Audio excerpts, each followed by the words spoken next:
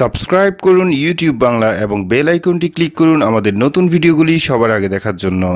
বন্ধুরা সবাইকে আসসালামু আলাইকুম, আশা করি সকলেই ভালো আছেন। আজকে জাস্ট আমি একটি ছোট্ট অ্যাপসের সাথে আপনাদেরকে পরিচয় করে দিব, যেটা আপনার মোবাইল ব্যবহারের ক্ষেত্রে অনেক সুবিধাজনক হয়ে যাবে। মানে জাস্ট যে কোনো স্ক্রিন থেকে আপনি আপনার মেনিউ অথবা রিসেন্ট ট্যাবটা অ্যাক্সেস করতে পারবেন। সো যাই হোক, কথা না বাড়িয়ে চলুন আমরা প্লে স্টোরে যাব। প্লে স্টোরে যাওয়ার পর আপনারা এখানে দেখতে পাচ্ছেন যে টাস্ক বার, ঠিক আছে?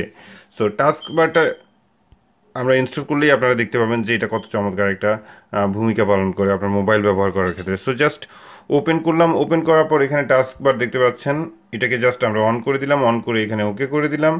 ওকে করার পর ডেটা ইউজেস ডেটা অ্যাক্সেস চাইবে।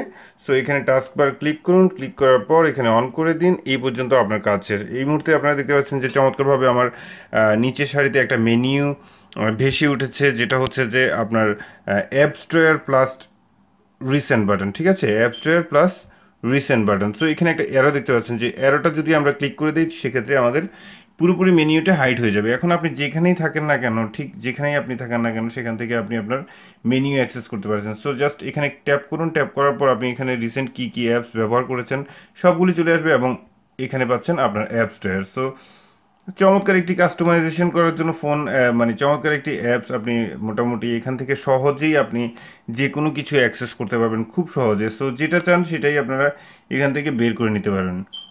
সো এই হচ্ছে মানে আপনার টাস্কবার, এবং টাস্কবার ঠিক এইভাবেই কাজ করে, যেটা আপনার মানে ফোন ব্যবহার করার জন্য সহজ করে দেয়। সো আজকের ভিডিও এই পর্যন্তই। ভালো থাকুন, সুস্থ থাকুন, এই শুভকামনা। আজকের মতো আল্লাহ হাফিজ।